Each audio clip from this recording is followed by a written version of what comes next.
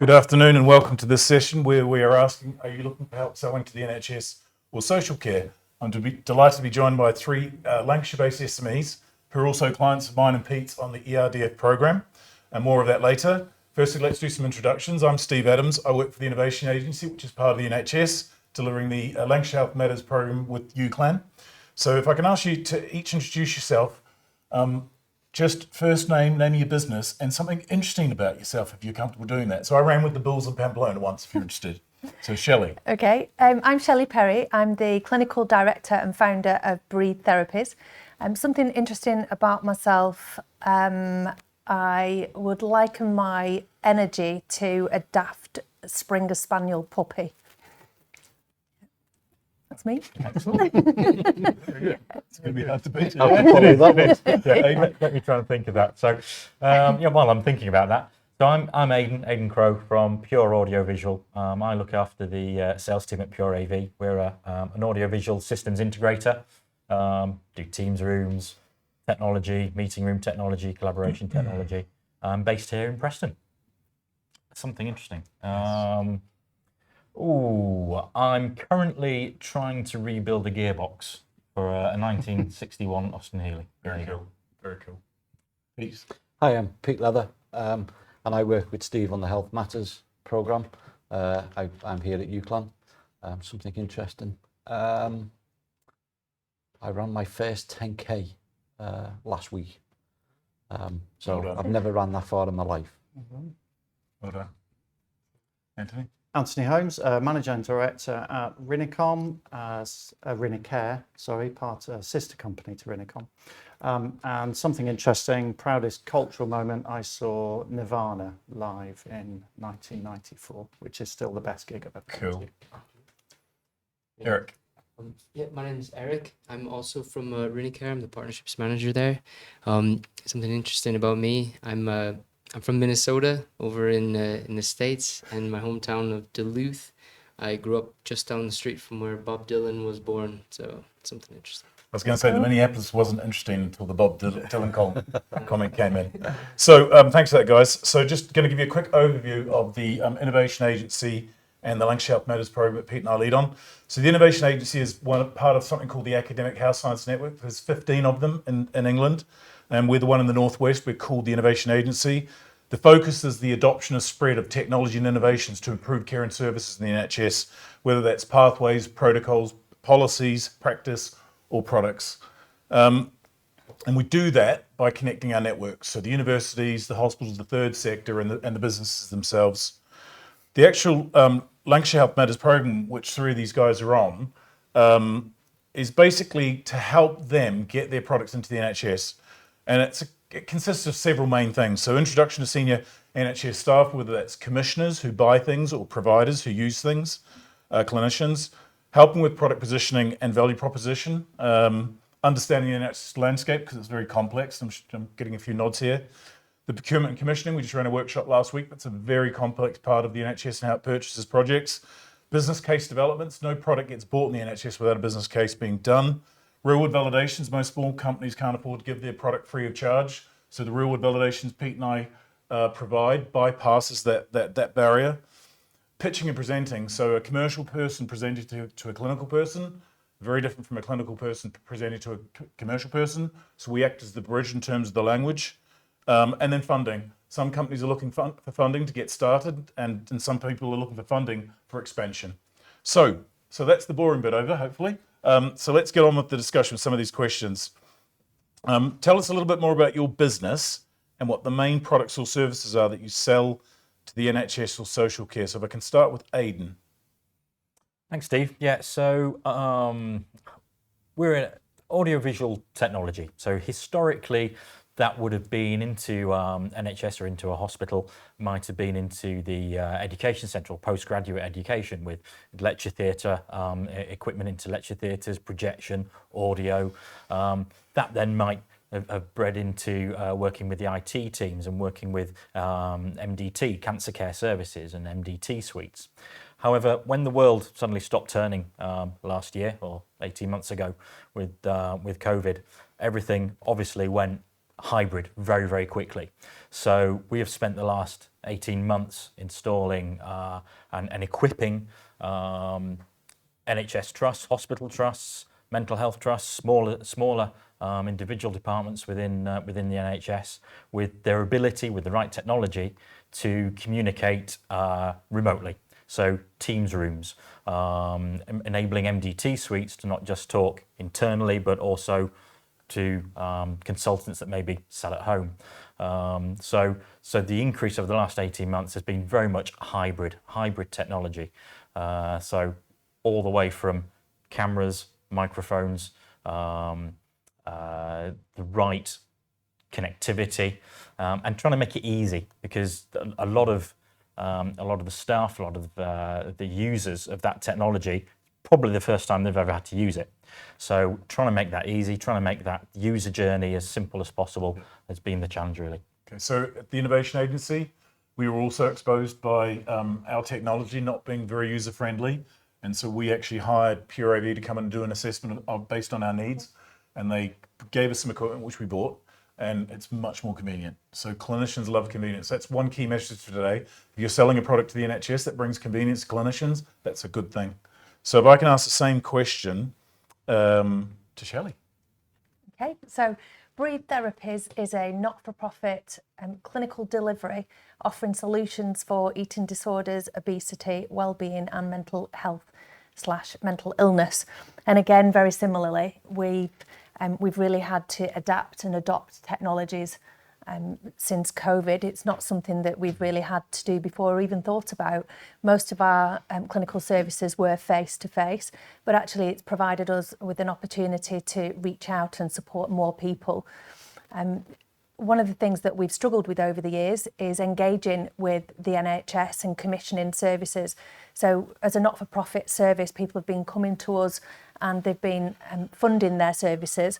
We know that we've made a lot of difference, a lot of clinical impact over the years, and we're now looking to validate that, working with UCLan and the Health Matters programme by engaging in a real-world validation programme so that we can actually evidence the clinical impact that we're making. Independently. Independently. So she actually has the evidence. The funny thing about the NHS, although it's a monopoly, it sees people like Shelley who trained in the NHS and then set up privately as competition, and it's a rather ironic contradiction because we've got this huge waiting list. So again, here's the second message for you. If you've got a product that can help with waiting lists, that's a great thing because we've got a massive waiting list, and we've struggled with capacity. So one of our jobs with real validation is that independent validation of your evidence, so that NHS feels comfortable giving you contracts to treat people. That's great. Do I need to repeat the question, or are you okay? No, that's okay. Cool. I can talk about it. So Rinicare, we have digital health solutions, and at the moment those solutions are in two areas. So we create solutions for critical care units, specifically those post-cardiac surgery, and it's about having eyes on the patient and doing predictive monitoring. So we look for those early signs of patient deterioration, such as acute kidney injury or patients suffering from cardiac events. And the reason for that is to be able to buy time for earlier intervention, and then the so what of that is so that you can move patients more quickly into a setting with lower ratios of staff care. The other area we operate in is falls reduction. But again, it's the same story. If you can give advance warning that a patient is at risk of falling, then you can intervene. The nursing staff can get there more quickly and can help that patient so that they don't suffer a falls event. Consequently, that means you're not then dealing with the consequences of a fall, which means, again, you can get patients out of hospital more quickly.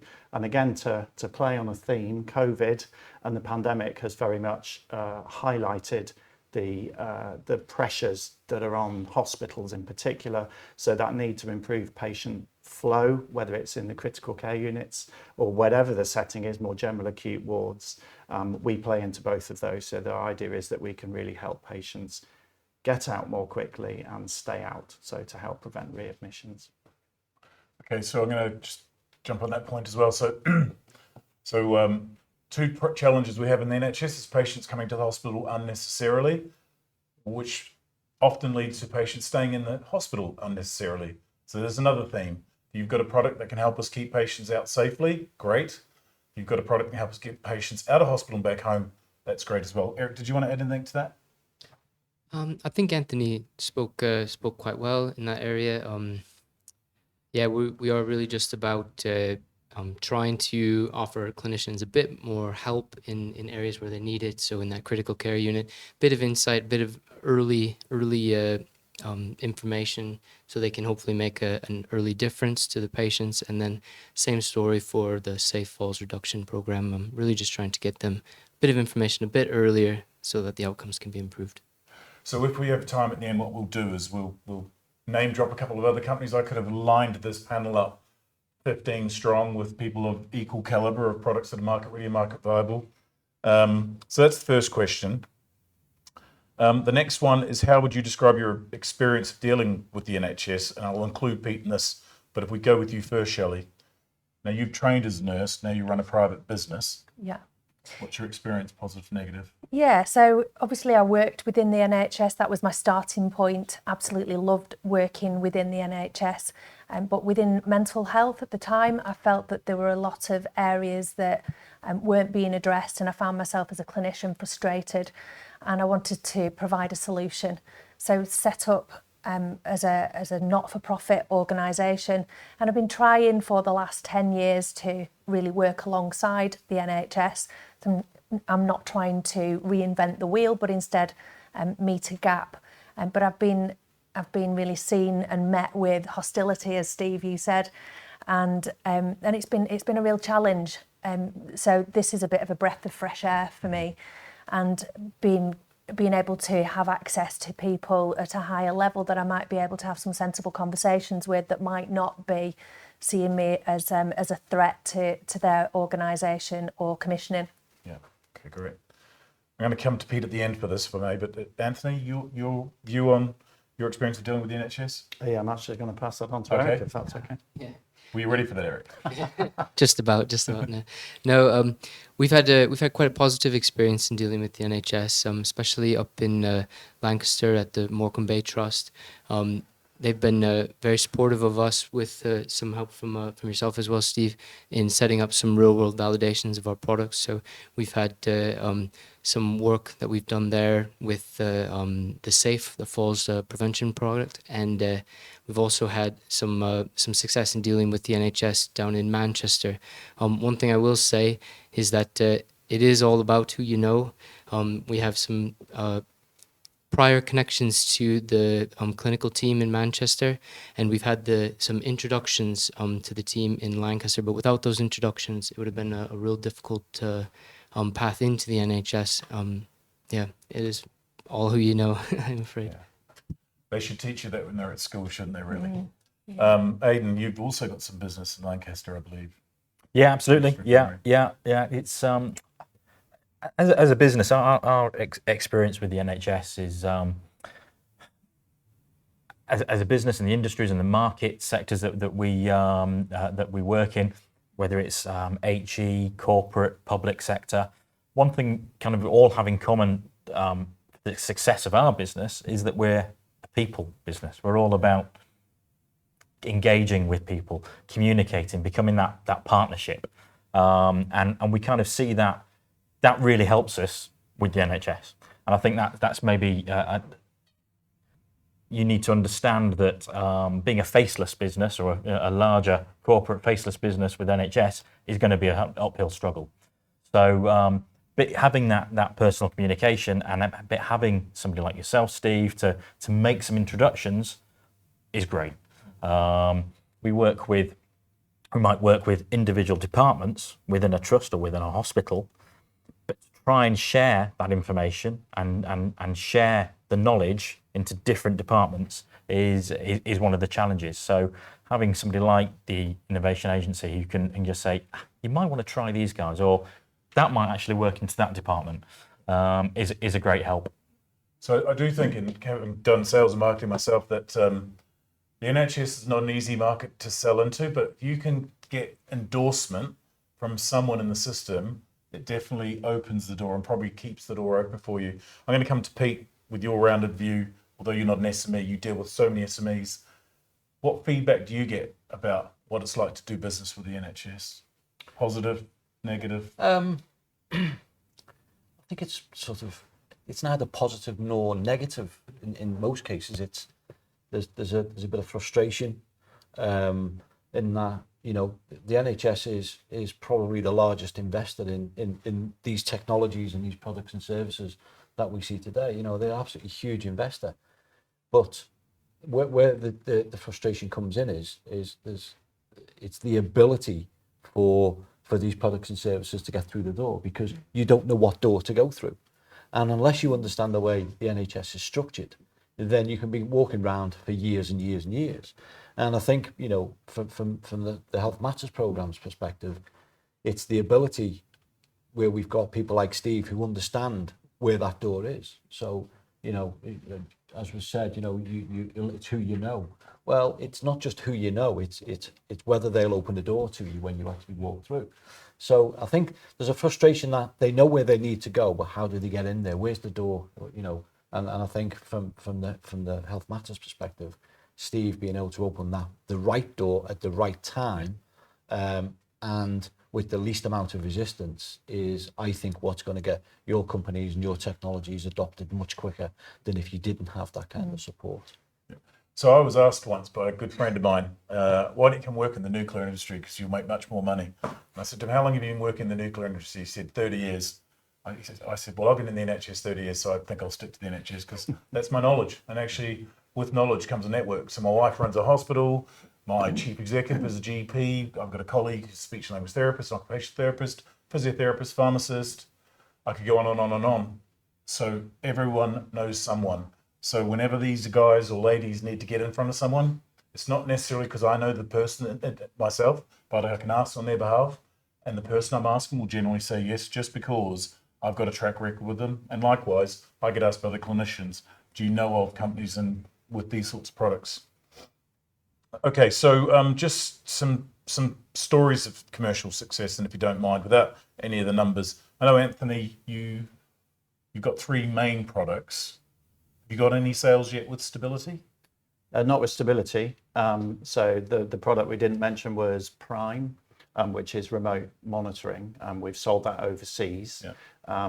With Stability, we're at the stage, as we said, with that real world validation at the moment to build up the evidence. I would just pick up on one point, if I could, because coming in previously about difficulties of dealing with the NHS as well, is predominantly the whole system is still very much geared towards cure, if you like. So when you're talking about prevention, and you're selling solutions which can help reduce the number of incidents that happen, such as what we do, but it's quite a common thing. That's very hard in a system which is still geared to reward activity. So hospitals, for example, are still paid for doing hip fractures.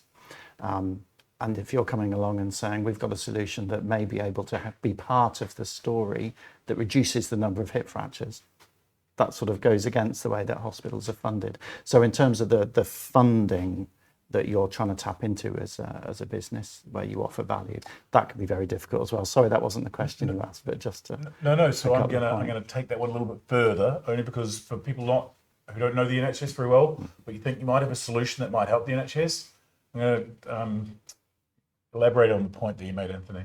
So the NHS waits for disease or distress to occur. Okay. So if I use an analogy to get you to think about the fire service, in the 1970s, a fire person spent 80% of their time putting a fire out. That's exactly what we do. Wait for the fire to start and we put it out. They realized they couldn't keep up with all the fires, so now guess what happens? Only 8% of the time in a fire person's day are they putting fires out, because they prevent fires starting. And that's what we'd like to do. We'd like to shift the emphasis of products and services to prevention, so people don't get diabetes and they smoke less or drink less and weigh less, for instance. So it's a really good point. I think the next person was going to be Aidan for that same question. So commercial success. I know you've sold to some universities as well. And absolutely. So NHS for us has been a growing market, really. Historically, our business was HE, so university space. We're in UCLan, very nice new building here in UCLan, and we've got technology in here which we were fortunate enough to assist with the installation and design of. That the HE sector takes us all over the UK, as does corporate business. So we have 1 or 2 very large blue chips that we work with, which take us across into Europe, which is great. But we see not just growth, but also action, if you like, in dealing and working with NHS Trust. And our experience has been aided to a degree by joining the SPS, NHS SBS framework, which is the Shared Business Service framework. And that was a little bit of a challenge to get onto, and there's different lots and different frameworks within that you can, as a supplier or a product supplier or a system developer that you can sell into, that you can go onto within the SBS. But we did find that it was a great help actually, just to open up some doors and get that validation, which is a great help. We're on a similar panel a few weeks ago for Lancashire business, and one of the feedbacks out of that was how the NHS is wanting to really look a little bit more sustainable, if you like, and look a lot more local, and trying to do business a lot more locally. And I think that has helped us certainly look a little bit closer to home. Being dragged down to NHS trusts in London, Watford, the South Coast, Essex is great, and delivering MDT suites and operating theatres and IP, AV over IP into operating theatres is fantastic, but there's so much on our own doorstep. And again, working with the guys at the Innovation Agency, just opening some more local doors has been great. So we've done, again, back to the COVID, we've delivered a huge amount, a massive rollout for Lancashire Care NHS to a lot of all their buildings, all their sites, all their satellite sites, introducing Microsoft Teams rooms. We've worked closely with Preston Royal, with Blackpool, and Lancaster and Morecambe as well. And being able to do that local piece as a local business, really has been refreshing. Yeah, I think the difference I would point out here is much bigger turnover, but that is reflected in the fact that they've got a sales force. So you've invested, like all the big companies do, in sales and marketing people on the ground, because Steve can only open the door. I can't keep going through all the doors for you. So, I have a key, but actually I think the real key is where I think about mine and Pete's top 10. All their success has come because they've invested in sales marketing people, and actually sales people more than marketing, if I'm honest. Shelley, I'm going to bring up on the green theme as well. Don't let me forget about that. Is all your business private, or have you got any primary care? Yeah, so we've got some NHS work, and we've usually got one CCG that we're in contact with and working with at any one time. So that's since we've started in 2011. And usually that work with the NHS is very complex care, high risk complex care. Yeah. So people that are very poorly from a mental health perspective, but also very poorly from an eating disorder perspective and a weight perspective. So actually the NHS can't manage them. Usually they've got comorbidities. So the NHS or a CCG or a GP or a paediatrician will come to us and say, Shelley, we're really struggling. We haven't got a solution to this. Will you come and step in the gap? And that's quite exciting work for us. We really enjoy doing that, and partly just because we enjoy proving that we can, and we can see that we make a difference, and it really gives us a lot of really good case studies to present to the... The irony, from the little I know about your business, the irony is the sooner you can treat them, absolutely, their recovery is quicker and cheaper. Yeah, absolutely. So they'll give you the ones that have slipped. Yeah. And keep slipping? Yeah, absolutely. We work right from prevention right through to relapse prevention. But 10 years ago, when I was right at the beginning of this venture, I went to the CCG, and I won't mention which CCG it was, but I presented the business case, and they said, we're not interested in prevention, we're only interested in cure. And how things have changed. I nearly fell off my chair at the time. I couldn't actually believe what I was hearing. But thankfully, things have now changed within the NHS. We're now much more public health orientated. We're much more focused on preventative wellbeing and healthcare. And we're well suited to, we've set up really so that we can come in at any point on an individual's journey. So it's interesting when you said we, you and I, that means in our world that means clinicians. Yeah. We think a certain way. Yeah. So we're in the third healthcare revolution. The first one was public health, so sewers, vaccinations at a very basic level. Second one was things like hips, stents, and coils to treat disease. And the third one, we're in it right now, digital. And what's going to happen is the passive patient is going to become discerning. So if you have a product that can activate the patient, because I can promise you, patients don't actually want to go into hospital. They don't. It's just the ambulance comes to the house and inevitably they end up at the hospital. Just picking up on the green thing, Pete, are you getting a sense that the NHS is waking up to its contribution to the green problem? Yeah. So some of the trusts that we're working with at the moment, it's front and centre on their agenda. And as you know, the NHS has got their net zero strategy for 2050, I think it is, where they expect everything from, a plaster that you put on your thumb to a building that they put up has been at least thought through from a net zero perspective. I think it's going to be very expensive to make that pivot. I think it's going to take a lot of time, but I think because of companies like we have here today and companies that we have on the programme, they're actually doing that thinking for the NHS and they're coming up with those solutions. And I think, if the NHS could start to adopt some of these solutions, I think you could accelerate that net zero proposition quite substantially. So they are thinking about it. I think there's still a lot of work to be done. But I think what they need to do is engage with companies like we have today to make that a reality, in my view. So I was startled to discover a figure this week that the NHS contributes to 4% of emissions in this country. I know it doesn't sound like much, but actually if it's reduced it by 25%, that's 1 point gone. Yeah. Anyone else want to comment on the green agenda? Because I think it's not going to go away and it shouldn't go away. I think partly about being responsible, coming from obviously in the industrial side of things, is where you have hardware, it's looking proactively at reuse and buyback and things like that, and not just trying to avoid that kind of one-time use thing, which wherever possible is important to bake that in right from the beginning strategically. And it can't just be about the buildings, it has to be about everything, doesn't it? Yes. It's what Efficiency goes on and in waste. those. Yeah, absolutely. So it's about, managing efficiency in people, managing efficiency in buildings, but also products and services as well.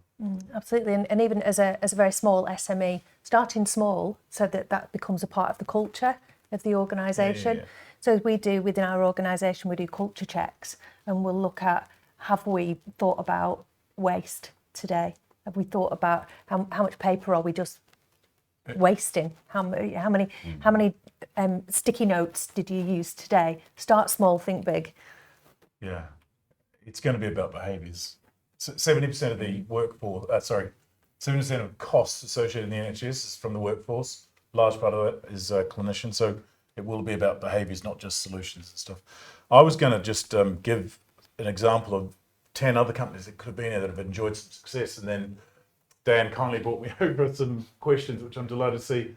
What have the programs been successes been? Well, okay, without boasting, Pete and I have got 45 companies on the program. 14 of them have NHS contracts worth £35 million each year. I would say another big success for us is there's a national innovation program called the National Innovation Fellowship, and there's only 12 companies picked every year. 2 of those companies this year are on mine and Pete's program. I'd say another one is, actually, Aidan, I won't say the number, but, they went past a couple of £1 million worth of sales in the last couple of years because people wanted and needed their products. Really nice local company in Preston, quickly supplied through family connections, not for commercial reasons. Last year, they got their hands on £2 million and worked with some of the major airlines to borrow planes to bring stuff into Preston for Preston teaching. And I could go on, but I think what I would say is none of them have had instant success. Whoever asked that question, an anonymous attendee, it's even the big companies take a while to get some traction in the NHS. So if you think you're just going to come into the NHS next week and I'm going to introduce someone on Friday, and the following week you've got a contract, then you probably need to speak to somebody else. But if you're in it for the long game and you can convince us that you've got a product market viable, then Pete and I can help you navigate the NHS system. Might as well stick with some of these questions, Dan, if you want. If I could just extend on that, Yeah, Steve, I think your starting point should always be, is there a clinical need for this? Yeah. So is somebody going to benefit from your product or service? And if that's the case, then we can take it forward and help support. It's like anything, what's the need for this product or service? So it's a really good point. So I'm a trustee at a learning disabilities, and we had our board meeting yesterday, and someone said, my school and the gym have now got defib. Should we get a defib? What do you think, Steve, as the ex-clinician on the team? And the first question I asked was, when's the last time we had a cardiac arrest in one of our homes? And we haven't had one for 30 years, so we don't need one. Saying you've got a product that you don't need, so it's a great point. How does the program engage researchers to actually deliver tangible research that matters? I know a bloke who could answer that question called Pete. So just repeat the question. It's basically about real-world validations. So I'll read it out the way it comes, which is, how does the program engage researchers to actually deliver tangible research that matters? Okay, so if you think about the products and services that have been discussed today, as companies, as inventors, as interested parties, you've already identified what the proposition is. You've identified what the need is, and what you're then saying is, we believe our product or service can make something faster, or slower, or cheaper, or more expensive. So that need has already been identified. What the researchers do within our organisation, within our university, is we work with you to say, actually, is that the case? Because all we're trying to do is give you an opportunity to sit in front of a commissioner and say, this is the case for why we think you should purchase our product or service. Oh, and by the way, we've gone through a robust process, a robust academic process, whereby there's the results, there's the data that backs up our claims. So we, as a university, as researchers, we don't create the commercial return. It's these guys who've already come up with the idea and the products and services. All we're saying is, based on what we've seen and the testing and the trials that have been undertaken, the data suggests that actually you're right or you're wrong. And if it's right, then it gives the companies the confidence to go forward to say, this is what we have and we can back up our claims that we've made. So the researchers fulfill a really important part in the validation, but they don't generate the returns. They don't generate the wealth. It's the hard work of these guys who've come up with the ideas, who are going around trying to sell. We just try and bolster and leverage the ability of that product or service. Does anyone else want to add to that? I've got a couple of thoughts of mine, but I think what it does highlight is how we need to share that information. We need to be communicating and we need to be talking and sharing that knowledge. It is a knowledge share, isn't it, all the way through? Absolutely. And not just being in our own little silos. It is that sharing piece, and the bigger voice we've got and the wider voice we've got to reach the people that have got the need, have got the issue, have got the problem that needs to be solved, then that's all the more the better. Anyone else? So I was going to build on something Pete said. So whoever the researchers are listening to this, it's a really good thing if something's very complicated, to keep it simple. So when we talk about improvement in the NHS, we only use 4 words. So if you do get involved with any research to prove a product does something, we always talk about, does it improve something or does it decrease or eliminate something? Because that's what the real world is interested in. And in between those 2 words, improve and decrease or eliminate, is 4 words. Is it better than what we currently do? Is it safer than what we currently do? Is it faster than what we currently do? And is it potentially cheaper or more affordable without clinical compromise? So that's a really good point. I think there's, how do companies actually get assistance? What's the criteria? Okay, that's very simple. So There's three criteria. You need to have be registered in Companies Health with a Lancashire postcode. You need to have a turnover less than 40 million and staff of less than 250. The thinking being, once you get to that point, you don't need people like myself and Pete. You've already hired people like Pete and Steve in-house. Do you want to add anything to that, Pete? Yeah, and the only thing I would add is that we're looking to support companies who are either already in market, who want to expand their footprint in the NHS, so they have the product or service there, or they're very near market. So you might have, final pre-production prototypes that you're looking to explore. What we don't do is work with companies who just have an idea. It's too far away from what we do. So, where you're and Steve, your analogy of the runway, and you Yes. can expand on this, is we're looking for aeroplanes that are already taken off rather than the aeroplane that's already in the hangar. If that makes sense, you can elaborate on that. Yeah, so we love it or hate it, we like to use analogies in our world. I think it simplifies things. So inventors will be in what we call the left-hand side of the runway. They're in the hangar. They're busy making something, doing an engine maybe in the weekends. But what the innovation needs is stuff that are going to help us today and tomorrow, right? Because sometimes that innovation takes 5 to 7 years to get down the runway. So the innovation agency exists to see what's coming down the runway, knowing it's needed, and then supporting the commercialization of that. I think we've got a couple more questions here, Dan. How do you get innovators in health business collaborate for innovation? That's just a mindset, in my opinion. So, you could sell knives and forks separately, but why would you? You could sell salt and pepper separately, but why would you? Some things just complement each other. In 2012, we had a bill that was called the Competition Bill. It was really, really silly because we're an internal market. Now we've changed the C word to collaboration. If I was an SME, I'd be delighted by that, because what that means is clinicians are being encouraged to identify people who have the ability and desire and ambition to collaborate. So I hope that answers that question. Just if anyone wants to build on any of that. Yeah, I think a lot of clinicians are actually very innovative on a day-to-day basis, and we're coming up with solutions all the time. We're solution focused in everything that we do. If you take that one step further and think, what might a solution be to a wider problem, from a clinical mindset, then you've got the likes of these innovators. I don't think the two are that far apart. I think one of the key things with clinicians is, if you like, they're on the front line. They might not know what the solution is, but they know what the problem is, and they know what the need is. And then when you can get them to collaborate with companies like we have today, these guys have got the technical capability to provide those solutions to that need. And I think that's where the collaboration really comes into its own. And also there's a really big difference between a product that's got consumer benefits and has clinical claims. If you make clinical claims in the NHS arena, generally you will need regulatory approval, clinical trials. That's a very expensive thing to do. So you just need to think about the positioning of your product, because there are products in the NHS that it's okay that they're just consumer products, pillows, blankets, stuff like that.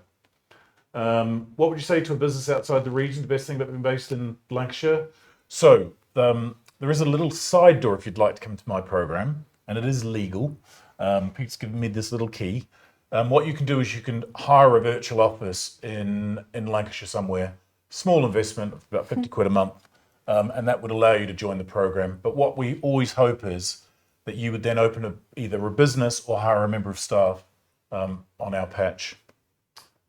Please, it's quite a long one, so I'll bring this forward. Please let me know how to proceed with research product validation with staff. And then I have a new product and service, essentially a tool to measure wellbeing plus. Okay, so Catherine Dobson, can I take that offline, Dan? Since it's something specific.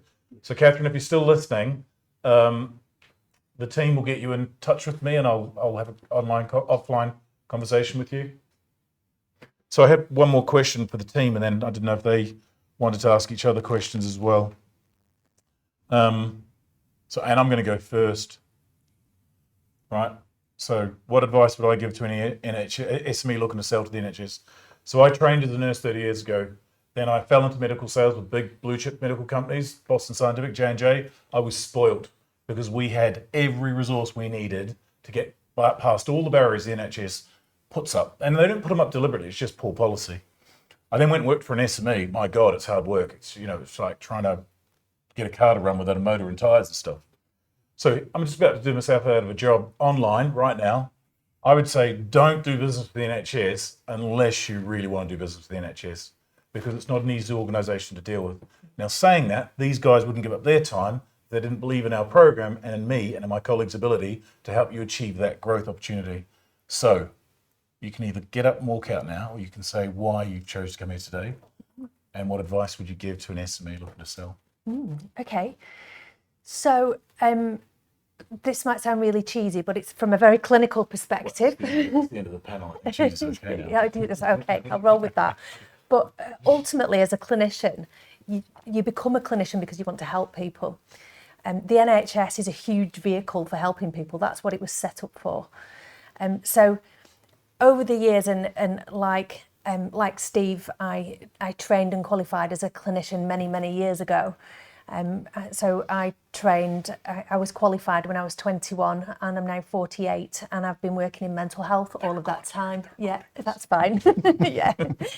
And there's a lot of great stuff that's happening in the NHS, but they haven't got, or at least they haven't had all of the answers. And there's a lot of other really great ideas, and there's a lot of other solutions outside of that. And I would love to work with the NHS, because what a compliment to be able to work with and support the NHS where they haven't got the resources that they need, and all the solutions. So yeah, that's where I want to work with the NHS. I'm just going to, like a Mexican wave. So Aidan, what advice would you give to an SME looking to sell to the NHS, assuming they're not looking to sell AV equipment? Yeah, exactly. Yeah. If they do want to sell AV equipment, it is very competitive. So depending on the product and service you've got, you may find if your product or service is competitive outside the NHS, it will be probably within the NHS as well. So there is that. Stick with it. And I think you're right with the mindset piece. You need to have the mindset of you're not necessarily going to do it because the margins are great and it's a great marketplace. Certainly with our technology, we haven't got a key USP, if you like, with a product. We don't make a product. We don't have the unique rights to a particular solution. We bolt a lot of bits and pieces together, which another AV business could do. What makes us different is because we stick at it, and we might need to share information, share knowledge for no gain, no commercial gain anyway. So be prepared to do the hard work. You do need to do the hard work, and you do need to be that people type company, because there'll be lots of different departments you might need to knock on doors to, or lots of different doors to knock on before you find you're in. So be prepared for the hard graft. Tenacity is what I heard there. Definitely right. They're right. Procurement departments are interesting. Yeah. So what he's saying there is, if you've got a Me Too product, that's okay, because there's plenty of business to go around. But actually, a good way of just making a distinction between yourself and others is that customer service. Absolutely. Being reliable, not being pushy. Because actually, I know you got one lead in Morecambe Bay, and internally they led you to another lead, which led you to a third lead. And if you're in sales and marketing, that's how the world works. Pete, what advice would you give to an SME? Don't do it. No, I'm only joking. I would say that there's no difference in your approach to the NHS as it would be to any other product or service into any other market. It has its quirks, but what I would advise is that you do your homework in terms of where you can and could sell into the NHS, and find out who you need to speak to. And the way to do that is to join the programme and allow Steve to open those doors for you. But stick at it, tenacity, all those great, you're going to have to do the hard work. Nobody else is going to do it for you. Anthony? I'd echo a lot actually of that. I think something I learned a long time ago, you've got to get out of the building. If you're not in the Me Too game, you're developing solutions which offer something different or new. That's quite a hard proposition to get feedback on, but you really have to engage early. Often in an SME, you can develop solutions almost for an internal customer, whether that's the boss or a clinician who's friendly to you. He or she may or may not buy your product, but you're not going to make a business out of making one sale. So 5 words: get out of the building. And get out early, even if it's just a PowerPoint where you've mocked up what the thing's going to look like. Get it out, get it in front of people. And I've been consistently delighted actually by the willingness of clinicians to engage and offer feedback. But get out early. And the other bit of wisdom is knowing whom to listen to and knowing whom to ignore. And that just comes with experience, I think. But yeah, get out of the building would be my number one piece of advice. The pet project thing, though, that's dead interesting, because I wasn't thinking of that until you mentioned it. A lot of SMEs with deep pockets initially, if the chairman or a clinical NED says, I want to develop this product on no basis of need, you can waste a lot of money and time doing that. And Pete and I have seen companies develop a medical product that they didn't realize was a class 2A, and they try to sell it without a technical file to the NHS. They've lost 3 years doing something they should have done 3 years ago. So we could help you avoid those missteps. Eric? Yeah, I mean, you guys have raised a lot of really good points. I think probably the biggest one for us is what's been said earlier is, find that problem first, develop the solution to address the problem. And if you do that, then if you can find your way through all the hurdles that the NHS has and all other industries, then you can be successful. So Yeah. So I think we're done, if that's okay. So obviously, I'd just like to say thank you to the panel. No swearing, which is amazing for an Antipodean. And I hope you enjoyed it and learned something.